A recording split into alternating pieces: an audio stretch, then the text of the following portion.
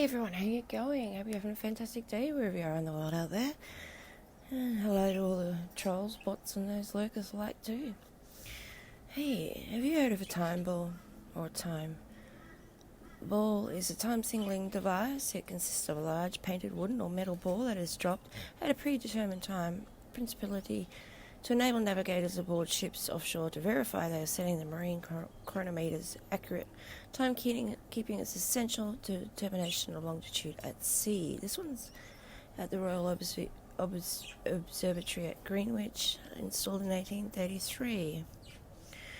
Although time balls have now been replaced by electronic time signals, some time balls have remained operational as historic tourist attractions. And I remember seeing the one in Newcastle off Fort Scratchley, which is the Staff Fort in the 90s. So the history, the fall of a time ball was in antiquity a way to show people the time.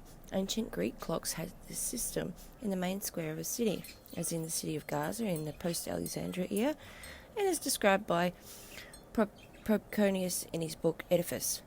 Time ball stations set their clocks according to transit observations of the positions of the sun and stars. Originally, they either had to be stationed at the observatory or had to keep a very accurate clock at the station, which was set manually to observatory time. Following the introduction of the electronic telegraph around 1850, time balls could be located at a distance from their source. In the meantime, it operated remotely. Also, the fax was released at the same time, roughly as telegraph, within 10 years. So the first time ball was erected at Portsmouth, England in 1829 by its inventor, Robert Warhope, a captain of the Royal Navy.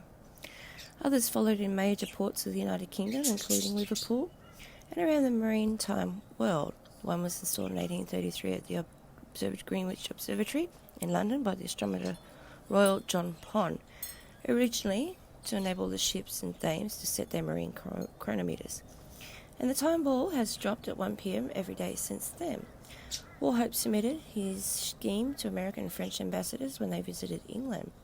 The United States Naval Observatory was established in Washington, D.C., and the first American time ball went into service in 1845. Time balls were usually dropped around 1 p.m., although in the United States they were dropped around noon. They were raised halfway, about 5 minutes earlier, to alert the ships. Then, within 2 to 3 minutes to go, they were raised the whole way. The time was recorded when the ball began descending, not when it reached the bottom. With the commencement of radio time signals in Britain from 1924, time balls gradually become obsolete and many were demolished in the 1920s. The photo here, the time ball at Port Lytton, New Zealand, started signalling Greenwich Mean Time to ships in the harbour beginning in 1876. The Lytton Time Ball Station was destroyed in the earthquake in 2011 but was rebuilt and opened in 2018.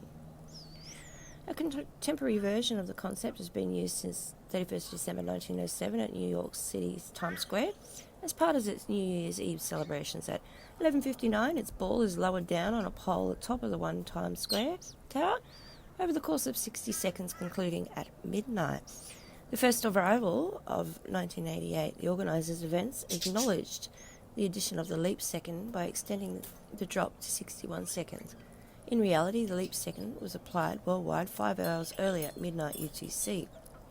The spectacle was inspired by an organiser having seen a time ball on the Western Union building in operation around the world. Today, there are over 60 time balls standing. Though many of these are no longer operational, existing time balls include the following: the Old Windmill in Brisbane, Queensland; Fremantle, Western Australia; the Sydney Observatory, New South Wales; Newcastle Customs House, New South Wales, and that's the one I was talking about, right next to Fort Scratchy; Sephirmore, South Australia; and the Williamstown Lighthouse, Victoria; Canada, the Citadel of Quebec, Quebec City; New Zealand. In March 1864, New Zealand's first time ball was established at Wellington. This was followed by Port Chambers in 1867, Warangah in October 1874, Lytton in December 1876, and Timaru in 1888. Attempts were made by some people in Auckland to establish time balls there from 1864 onwards, but these were not recognised by authorities until a permanent time ball was mounted on the ferry build in August 1901. Port Chambers established the Otago Provincial Council on top of the observation point in Port Chambers, June 1867. The time ball service initially operated at 1 p.m. on all days of the week except Sundays. The service was discontinued in October 1877, but following concerns were raised by 11 shipmasters that the service resumed in April 1882 as its weekly service. In 1910, the time ball keeping service was discontinued, but the ball, however, continued to be used until 1931 as a warning device. It was removed in the 1970s, but a replacement was restored to service in 2020. Lytton, established in December 1866, the Lyttelton Time Ball Station in Lytton, New Zealand, was operational until it was damaged in the 2010 Canterbury earthquake. Further severe damage occurred in February 2011 in the Christchurch earthquake. A decision was made in March 2011 to dismantle the building, a danger to the public, but the tower collapsed during the major aftershock that hit the Lytton area on 13th of June 2011. In November 2012, a large financial donation was made available to contribute towards the rebuilding of the tower, a project the community considered. On the 25th of May 2013, it was announced that the tower and the ball would be restored, that the funds were to be sought from the community to rebuild the rest of the station. The station officially reopened on the 2nd of November 2018. Wellington. The Wellington Time Ball service started in March 1864. It received its time information from the Dominion Observatory, which was also communicated to the Lytton Time Ball service. Dunedin used the local observatory facilities. Wellington had 2 time ball sites. The time ball was erected by the first site mid-January 1864 on top of the Custom House building in Wellington waterfront, and later relocated in 1888 at the J Shed Wool Store on top of the accumulator tower. This building and the time ball burnt down on the 9th of March 1909. Convenient, isn't it? Instead of replacing the Wellington time ball after the second site burned down, time light signals were introduced in the Dominion Observatory. The earliest record of this was the 22nd of February 1912. They were in use until 1937 when wireless signals took over as a new way to keep time. So the time light arrangement at the Dominion Observatory in Wellington, 1913. Poland, the glass Poland, sorry for saying that name wrong. The time ball was installed in 1876 and moved to Danzig, now Grindenzinc, I can't say it, I apologise, Lighthouse in 1894 and removed in 1929. In 2008 it was reconstructed from original plans. South Africa, Victoria and Alfred, Waterfront, Cape Town.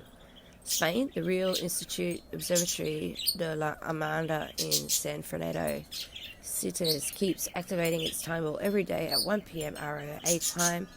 After better timekeeping at sea made it obsolete, it was disabled but was reactivated in the late 20th century. The Royal House of the Post Office in Puerto del Sol, Madrid, operated a time ball from Madrid. Nowadays, it's only used to mark the imminent start of the bell strikes that mark the new year at midnight. The main Spanish TV networks broadcast the event, allowing spectators to eat the traditional 12 grapes. United Kingdom, Deal, Kent, England, operates hourly and has been recently refurbished. Margate Clock Tower, Kent, England. The Royal Observatory, Greenwich, England. Time Ball Buildings, Leeds, England. Guildhall, Kingston upon Hull, England. The only maritime timepiece in a municipal building dates back to 1910 and is the highest in UK. Clock Tower, Brighton, East Sussex, England. Originally operated hour but later stopped as it was too noisy. Nielsen's Monument at Calton Hill, Edinburgh, Scotland, United States. The United States Naval Observatory, Washington, D.C. Titanic Memorial, New York City, and Plymouth Lighthouse, Garnet Point, Plymouth, Massachusetts. So the gallery of some of them. They're just, some of these structures are just absolutely beautiful.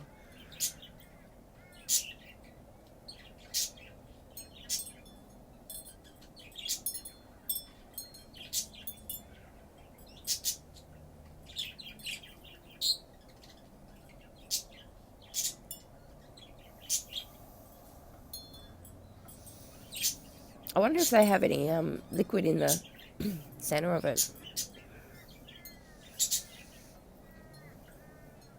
Some say they're atmospheric devices as well.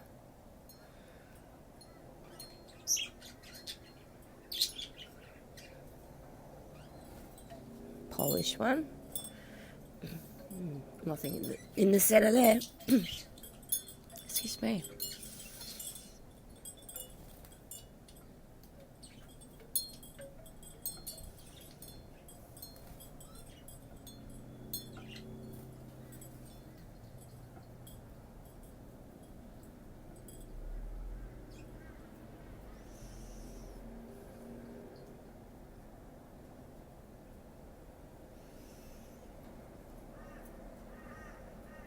New Zealand's got some exquisite buildings, hey?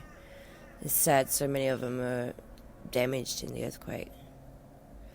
Looks like the face there has been deliberately damaged. Victoria, Jubilee. Sandstone's pretty withered there.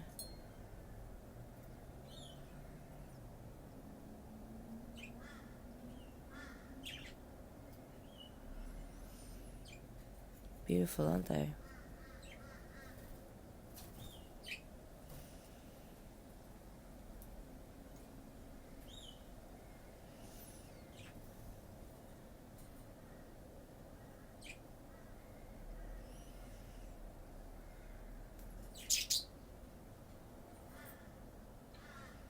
It's a London one.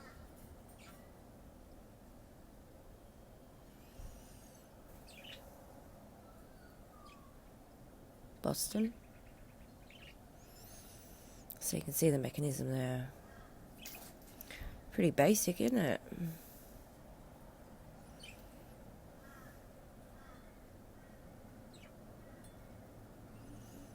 Port Lytton, New Zealand. Wellington Wool Store. I think that's the one that burnt down. Timelight arrangement and Dominion. Look how deep this is down here. It looks like another 12 foot, 6 foot at least. Bet you it's a star fort. Not sure where this one is.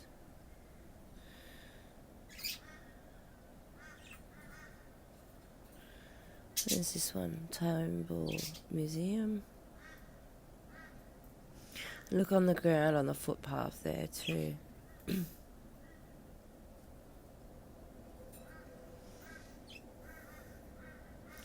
So yeah, they're pretty interesting.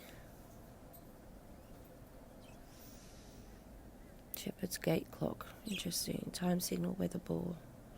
So yeah, if you're with me still, thanks very much. I appreciate it. Hit the like, subscribe, and I'll see you in the next one. Much love. Bye now.